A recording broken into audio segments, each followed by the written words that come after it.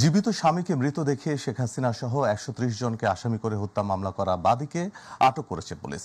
চাকুরির প্রলোভনে পড়ে এমন কাণ্ড ঘটিয়েছেন বলে দাবি করেছেন কুলসুম বেগম। আদালতের নির্দেশনা অনুযায়ী এ বিষয়ে ব্যবস্থা নেওয়া হবে বলে জানিয়েছে পুলিশ। প্রতিনিধি আনোয়ার হোসেনের রিপোর্ট, জানাচ্ছেন জুবাইর রহমান।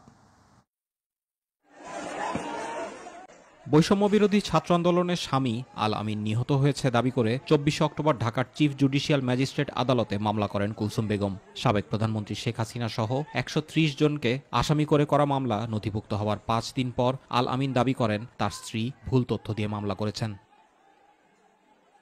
ঘটনা প্রমাণিত হওয়ার পরই বাদীর সন্ধানে অভিযানে নামে পুলিশ। বৃহস্পতিবার কক্সবাজার থেকে কুলসুম বেগম সহ ৪ জনকে আটক করা হয়। চাকরির প্রলোভনে অপর ২ জনের পরামর্শে এমন কাণ্ড ঘটিয়েছেন দাবি করেছেন কুলসুম। ৫ই আগস্টে মারা গেলে দরগা কবরস্থানে দাফন হয়েছে, এটা আবার চিকিৎসা হয়েছে নারী শিশুতে, এই কাগজ দিয়ে মামলা করছে আমি শুনছি। না আমি তো জানি না কিছু মামলা কাহাতে কয়টা কে আসামি তাও জানি না। তোমার তো একটা মামলার বাদী হইতে হবে, এখানে একজন মারা গেছে, তার কেউ নাই, তার বউ বলতে হবে যে তুমি তার বউ, আমরা মামলা করে ফেলছি, এখন তোমার এটা বাদী হইতেই হবে, না হলে তোমার ফাঁসি হয়ে যাবে। রুহুলের ছেলের সমন্বয়ক সে যে আমাদের কাছে আসে এবং আমাদের এক মাধ্যমে প্রায় ২৭ থেকে ২৮ লক্ষ টাকা আমরা ওকে পেমেন্ট করি।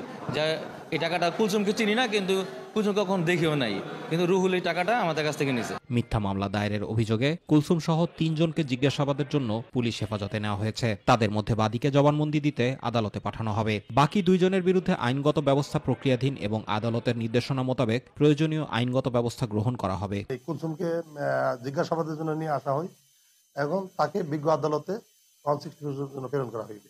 রুহুল এবং আরেকটা লোক আছে, তাদেরকে নিয়ে আসা হয়েছে, তাদেরকেও জিজ্ঞাসাবাদ করার জন্য আমরা নিয়ে আসছি। তাদের বিরুদ্ধে আমরা পরবর্তীতে আইনগত ব্যবস্থা নেব। জুবাইর রহমান, মাই টিভি নিউজ।